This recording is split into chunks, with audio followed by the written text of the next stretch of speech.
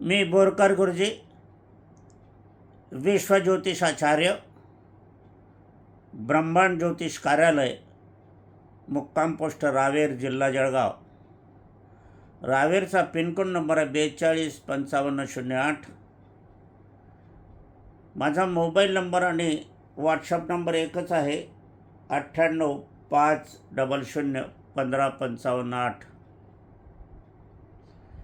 आज 17/6/2026 तारीख, रात्रीचे 9:20 झालेले आपले.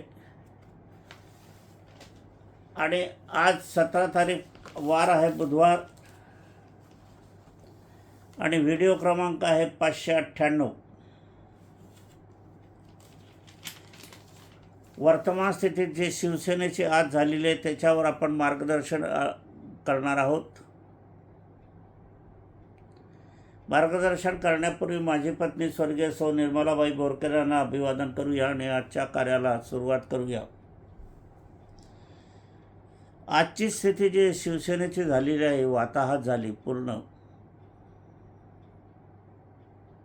9 खासदारापैकी 6 खासदार जाणार गेले, एक जाणार पुन्हा प्रश्नचिन्ह राहिले किती मग. ही स्थिती आज आली आहे शिवसेनेवर. याच्या अगोदरही आली. एकनाथ शिंदेने 39 आमदार फोडून नेले. अजित पवार दादांची पण स्थिती झाली. उत्तर हिंदुस्थानात अनेक झाल्या. ममता बॅनर्जी जे काही खासदार आमदार काही होते ते सगळे पळाले भाजपकडे, शर्यत लागली. हे असं का झालं, याचं मूळ कारण कुठे आहे, त्याला जबाबदार कोण आहे, अशी स्थिती निर्माण व्हायला कारण काय झालं.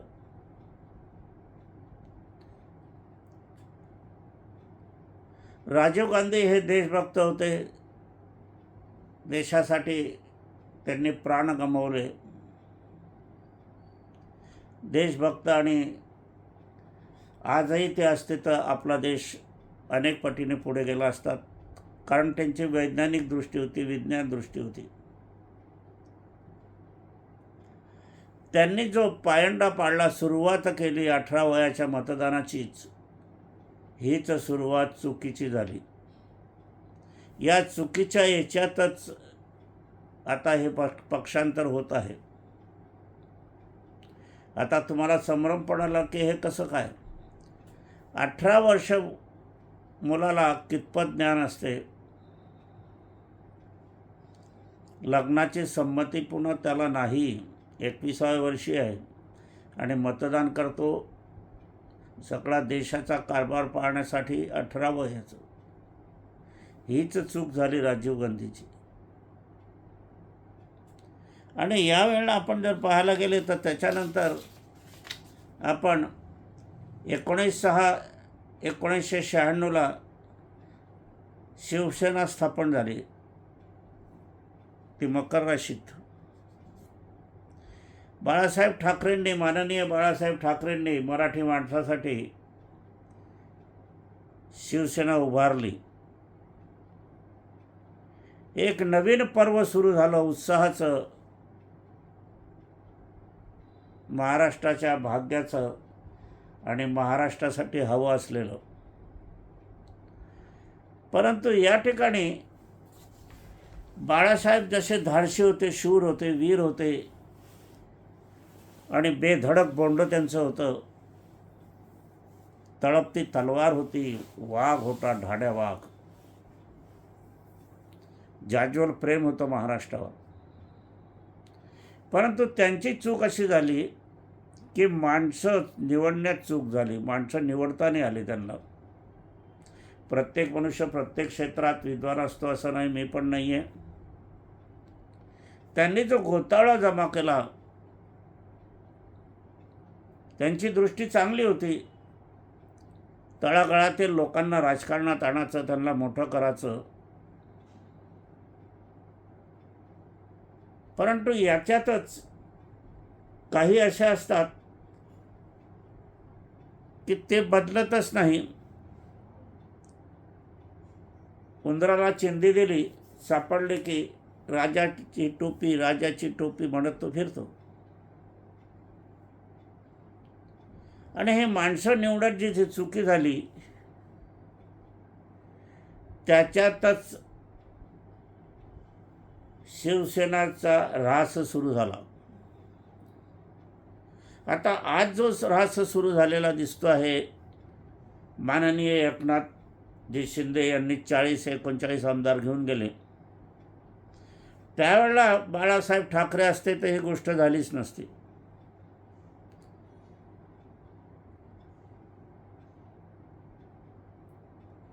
कारण त्यांची राजनीती ही वेगळ्या पद्धतीची होती. छगन भुजबळ गेले पण मात्र राणे पण गेले.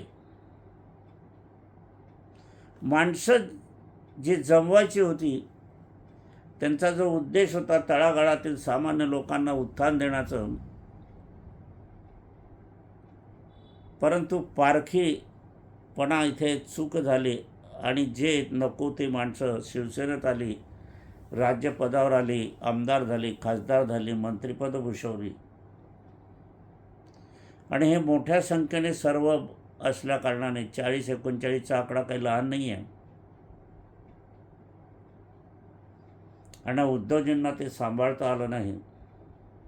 आणि ते कोणीही असतं उद्धवजींच्या ऐवजी तरी सांभाळता आलंच नसतं. ही फुटून बाहेर पडली. माननीय एकनाथजी मुख्यमंत्री झाले. नंतर अजितदादा पवार आले, ते काँग्रेस फुटली. वास्तविक अजित पवार दादासारखा मनुष्य फुटण्याचा स्थितीत नाही,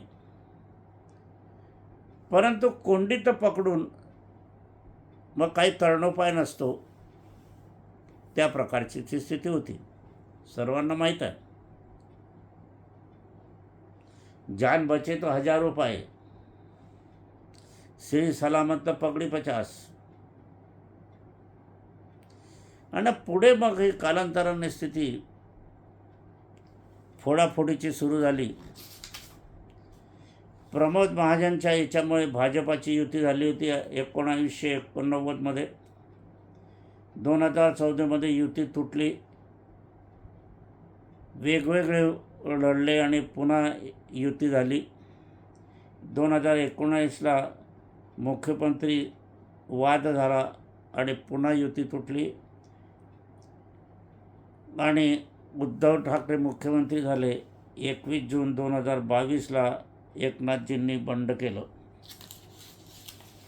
अशी ही स्थिती असत असताना आपण राजकारणाने मी व्यक्ती नाही, ज्योतिषशास्त्राचा एक अभ्यासक आहे, त्या दृष्टीने आपण पाहण्याचा प्रयत्न करीत आहोत. आता उद्धव ठाकरेचा जन्म, माननीय उद्धव ठाकरेजींचा जन्म 27/7/1960 सकाळी 10:14 मुंबईला झालेला आहे. 14/6/1968 राज ठाकरेचा जन्म झालेला आहे, माननीय राज ठाकरे. 28/11/2019ला मुख्यमंत्री उद्धव ठाकरे. 29 जून 2022ला राजीनामा आणि 2020ला एकनाथ बंडखोरी करून मुख्यमंत्री झाले. 2000ला निवडणूक झाली आणि 9 जागा खासदाराच्या, 20 जागा आमदारकीच्या उद्धवजींना जिंकता आल्या. आता या ठिकाणी आपण असायला बघायला आहे की ही स्थिती असत असताना बंडखोरी मोठ्या प्रमाणावर झाली. राजकारणामध्ये नीतिनियम किती राहिले हे सगळ्यांना श्रुत आहे. आणि 18 वयोमान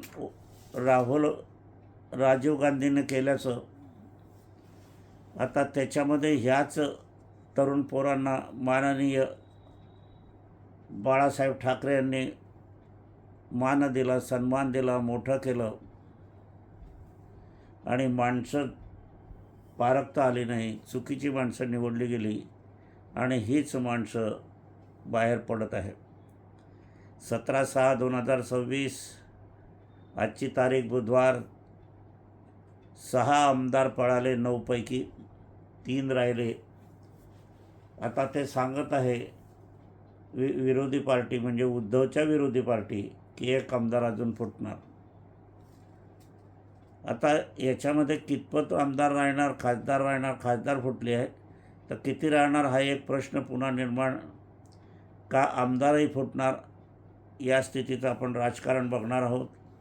उद्धवजींची पत्रिका आपण पाहिली गेली तर उदयमान कन्या राशी आहे. गुरु शनीचा योग, गुरु बलवंत आहे या ठिकाणी. तो कुंडलीमध्ये कुटुंबस्थानी केंद्रस्थानी आहे आणि तो एका केंद्रातून दुसऱ्या केंद्रात गेलेला राजयोग या ठिकाणी आहे. म्हणून हे राजनेता झाले आणि मुख्यमंत्री झाले. असं असताना गुरु शनीचा योग शुभयोग असतो, परंतु या ठिकाणी आपण जर पाहायला गेले शनी मंगळाचा षडाष्टक योग यात आलेला आहे. हा मात्र जीवन आयुष्यामध्ये मोठ्या घटनांनुसार स्थित्यंतर घडत असतो आणि अशांत परिस्थिती, घातक परिस्थिती किंवा नष्टता अशी निर्माण करीत असतो आणि तो योग या कुंडलीत आलेला आहे. आता मंगळ हा वृषभ राशीत जरी असला तरी तो षडाष्टकात शनीच्या आणि गुरुच्या आहे. म्हणून आजची स्थिती ही निर्माण झालेली आहे. यांची स्थिती चंद्र कुंडलीच्या बाहेर सिंहराशी आहे. यांची सिंहराशीला आज ढय्या 7.5 आहे. ही ढय्या 7.5 कशाची आहे तर आता ही अष्टम स्थानाची 7.5 आहे.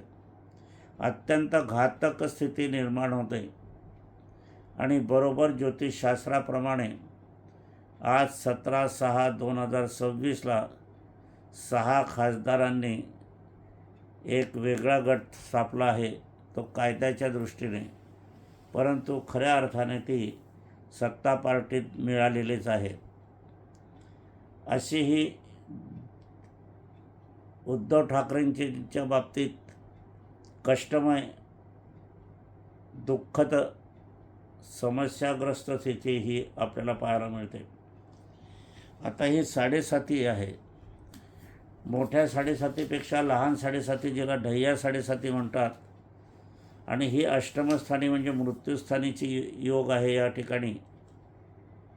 कारण चंद्रकुंडलीमध्ये मीन राशी मृत्यूस्थानी, त्यात असलेला शनी आणि प्रत्यक्ष राशीशी मृत्यू षडाष्टक योग म्हणजे तुमची जी घटना आहे, तुमचे जे राज्य आहे, तुमचे जो पक्ष आहे तो या ठिकाणी नामशेष होतो.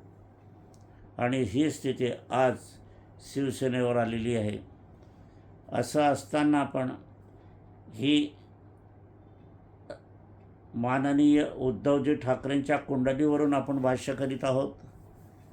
असं भाष्य करीत असताना या ठिकाणी आपण जर पाहायला गेले तर ढय्या 7.5 ही 23/2/2028ला संपणार आहे. अजून 26चे 6 महिने आहे. 27चे आपल्याला 12 महिने घ्यायचे आहे. 12 आणि 6 18 आणि हे 2 म्हणजे 20 महिन्यापावतर ही ढय्या साडीचा संक्रमण चालू राहणार आहे. याच्यामध्ये शिवसेनेचं काहीही होऊ शकते. त्यातल्या त्यात दैनिक गोचरीचे ग्रह जर बघितले तर 30/10/2026 पावतर आता जून महिना आहे. आता 10वा महिना ऑक्टोबर महिना चिंता वाढत जाणार आहे, कमी होणार नाही. त्यानंतर मात्र हे जे गेलेले लोक आहे हे पश्चाताप करतील आणि काहींचं आमंत्रण येईल की आम्हाला पक्षात घ्या. तो दिलासा थोडेफार नोव्हेंबर 26 ते जानेवारी 27ला असला तरी कार्यपूर्ण होणार नाही. फेब्रुवारी 2027 ते जून 2026 पुनश्च ही शिवसेना संकटग्रस्त होणार आहे आणि काय होईल सांगता येत नाही. खरी समस्या मोठी नोव्हेंबर 2032 ते मार्च 2033 हा संकटग्रस्त घातक काळ शिवसेनेला आपल्याला सहन करावा लागणार आहे. आता या ठिकाणी मध्यंतरी निवडणुका झाल्या किंवा काही झालं तर 2031 ते जून 2031 आदित्य ठाकरे यांना हा काळ सुशोभित होणारा, शुभत्व देणारा, उच्च आयुक्त देणारा, उच्च पदस्थ बसवणारा योग आहे. मग या ठिकाणी आदित्य ठाकरेंची वर्णी मुख्यमंत्रीपदावर लागण्याची शक्यता देखील आहे किंवा त्यांच्यात धुरा हाती येईल, हा पण योग आहे. खरा काळ हे 2032 वर्ष या शिवसेनेला उत्तम जाणार आहे. कुंडलीचं भाष्य, कुंडलीमध्ये सिंहराशी माननीय उद्धवजींची कुंडलीच्या बाहेर निघून गेली आहे, म्हणजे सत्तेच्या बाहेर फेकले गेलेले आहे.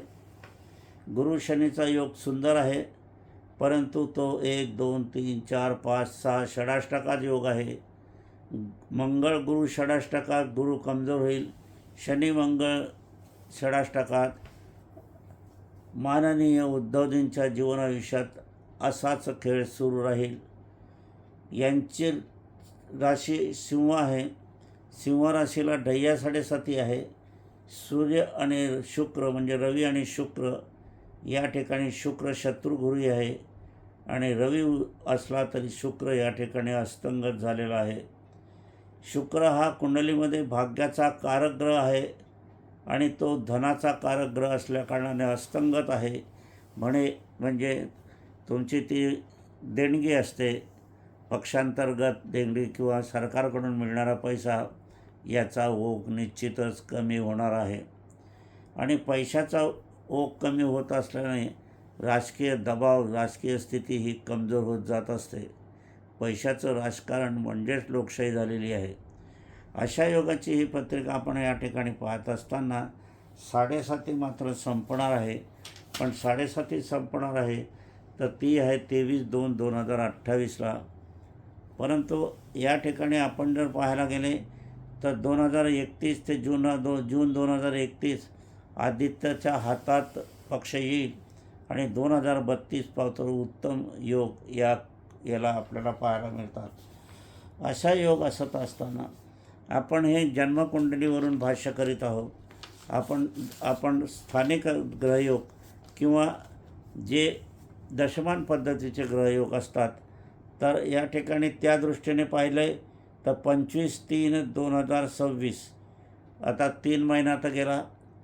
कोण लागलेली असेल, येथूनच सुरू झालेलं आहे 6 खासदारांचं पलायन. राहू 19/8/28 पावतर आहे. हा काळही शिवसेनेच्या बाबतीत चिंतनीय, चिंतादायक ठरणार आहे. त्यानंतर शनीची दशा, महादशा चालू होते आहे 22/8/2031. हा पण संकटग्रस्त काळ राहणार आहे. अशा योगाची पत्रिका आपण पाहत असताना पुढचे योग 32-33च्या पावतरच उचित योग्य नाही. परंतु 2031 आणि जून 2031, फेब्रुवारी 2031 ते जून 2031 आणि त्याचा पुढचा 2032चा काळ शिवसेनेला ऊर्जितावस्थेत आणल्याशिवाय राहणार नाही. ती उत्तम गती मिळेल. परंतु वर्तमान स्थितीमध्ये आता 2032-31चा फेब्रुवारीचा काळ आपण बघितला तर तो फारच दूरवरचा आहे. तोपर्यंत शिवसेना पुनश्च उभारणी करायला कशी उभारी राहील. परंतु या घटनेमध्ये मात्र हे जे 6 लोक गेलेले आहेत यांना पश्चाताप झाल्याशिवाय राहणार नाही. कारण या ठिकाणी वर्तमान स्थितीत राजकारण बदलणार आहे. आता पावतर अजित पवार दादा गेले, त्यांना कोणी काही म्हटलं नाही. एकनाथ शिंदे गेले, त्यांना कोणी काही म्हटलं नाही. त्यांच्या कार्यकर्त्यांनी त्यांना स्वीकारून घेतलं. परंतु या 6 खासदार तिथे गेला आहे तर हे कार्यकर्ते मात्र, यांचे मतदार मात्र यांना स्वीकारणार नाही. आणि पुनश्च निवडणुकीत उभे राहिले तर मात्र त्यावर प्रश्नचिन्ह हे राहणारच आहे. कारण वर्तमान स्थितीमध्ये आता कार्यकर्ता विचार करायला लागला आहे की आपण ज्यांच्यासाठी मेहनत घेतो, हे करतो, पक्षासाठी मतदान करतो, जनता पण विचार करते आहे. आणि ही पुढारी मंडळी जर दुसऱ्या पक्षात जात असेल तर आपलं केलेलं कार्य हे नष्ट होते, नुकसानकारक होते, वेदना होता आणि यांना जनता एक उठाव किंवा आंदोलन या प्रकारे सुरू झाल्याशिवाय राहणार नाही. काक्रोश पार्टीचं आंदोलन आपण बघत आहोत असा त्याच पद्धतीचं हे शिवसेनेचं आहे. आता या ठिकाणी एक अजूनही मला विचार करावासा वाटतो तो असा की बाळासाहेब ठाकरेंनी जी शिवसेना उद्धव ठाकरेंच्या हातात दिली होती ती राज ठाकरेंच्या हातात दिली असती तर काही परिणाम झाला असता का, हा प्रश्न जर आपण मनाला विचारला तर निश्चितपणे परिणाम झालेला असता. परंतु ही फुटीरता मात्र त्यांनाही सहन करावी लागली असती. घराच्या भेदीमध्ये दोन भावंडं जेव्हा वेगळी होतात, वेगळी राहतात, तेव्हा ते घराणं सुस्थितीत आर्थिकदृष्ट्या याच्यादृष्ट्या असल्या तरी सत्ता संपादनामध्ये, सामाजिकतेमध्ये कमजोरपणा आल्याशिवाय राहत नाही. आता राज ठाकरे उद्धव ठाकरेंच्या मिलनामध्ये आले, परंतु त्याला फार काळ लोटला आहे. ज्या वेळेला 2014लाच राज ठाकरे इकडे आले असते तर काही अंशी ही जी फुटीरतेची स्थिती थांबली गेली असती आणि महाराष्ट्राला एक नवीन राजकारण मिळालं असतं. परंतु भाऊबंदगी जी म्हणतात ती कशी घातक असते. ही राजकारणात ती भाऊबंदगी, पण इतरांना मी कौटुंबिकतेतसुद्धा मी तुम्हाला सांगतो की आपल्या घरात 2 भाऊ 3 भाऊ बहीण असली काही असली तर एकोपाने राहायला पाहिजे. आणि भाऊबंदकी झाली आणि इथून आईवडिलाची सत्ता जाणून बुजून तुम्ही लोकांनी केली, म्हणजे मुलांनी केली, सुनांनी केली, तर ते घर फुटल्याशिवाय राहत नाही आणि ओरबडल्याशिवाय राहत नाही. आर्थिक हानी होते, डबघाई होते आणि जर दुर्दैव असलं तर दरिद्रीपणा पण सुद्धा येतो. कारण माणसं चुकण्यात जी चूक माननीय बाळासाहेब ठाकरेंची झाली ती जो चूक आजच्या आपल्या घरात जर झाली तर आपण तर लहान माणसं आहोत, तर किती फरक पडणार आहे आपल्या याच्यामध्ये, घरामध्ये किती मोठं आपलं आर्थिक नुकसान, सामाजिक नुकसान. आणि हे भोग आपल्याला तर भोगावे लागतील, परंतु मुलाबाळांना, वंशपरंपरांना जी कष्टाने कमवलेली संपत्ती असते ती अशा भाऊबंदकीत आणि इतरत्र जे आहे, जे तुम्ही माणसं तुम्हाला पारखता नाही आली तर अशी माणसं ओरबडून खातात. काहींची दृष्टी असते की हे या पदावर जाणार आहे, मामलेदार होणार आहे, तहसीलदारचं पद मिळणार आहे यांना, हे बँकेचे चेअरमन होणार आहे, हे डॉक्टर वकील होणार आहे, मग याच्यात आपला फायदा काय होणार आहे. ते फायदा योजून ते आपल्याशी संबंध वाढवण्याचा प्रकार करत असतात. कधी भाजीची कटोरी आणेल, कधी नमस्कार करेल, कधी दिवाळी दसऱ्याला भेट आणेल, एक पेढा आणेल, अर्धा पेढा आणेल, संबंध वाढवत जातील, खर्च फारसा करणार नाही. परंतु बावळट लोक जे असतात आपल्या घरात, कुटुंबामध्ये, त्यांना माणसाची पारख नसते. अशी घराणं नामशेष झाल्याशिवाय राहत नाही. हे कटू सत्य आहे, पण स्वीकारावं लागते. म्हणून माणसं पारखता आली पाहिजे. आता जी शिवसेनेवर जी स्थिती आली आहे, माणसं पारखण्यात चूक झाली याचमुळे आली आहे. निष्ठावंत लोक असते तर मात्र ही स्थिती आजही आली नसती. म्हणून आणि जी राजीव गांधीने 18 वयोमानाची केली आणि 18 वयोमानाचं संधान साधून माननीय बाळासाहेब ठाकरेंनी अशा लोकांना उत्थान दिलं, वरती केला. परंतु या स्थितीमध्ये बाळासाहेब राहिले नाही आणि उद्धव ठाकरे आले त्यांच्या जागी. परंतु बंडखोरी ही उत्पत्ती झाली आणि 1 नव्हे 2 नव्हे तर 39-40 आमदार निघून जातात. ही साधी गोष्ट नाही आहे. 9 खासदारापैकी 6 खासदार निघून जातात, ही पण एक गोष्ट साधी नाही आहे.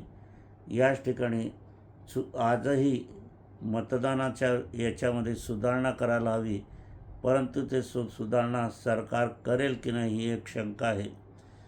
कारण की काय, खऱ्या अर्थाने व्यापार क्षेत्र किंवा इतर क्षेत्र जे आहे काहीतरी नियम लावायला पाहिजे मतदानाच्या याला. आता अत्यंत अशी जरुरी आहे.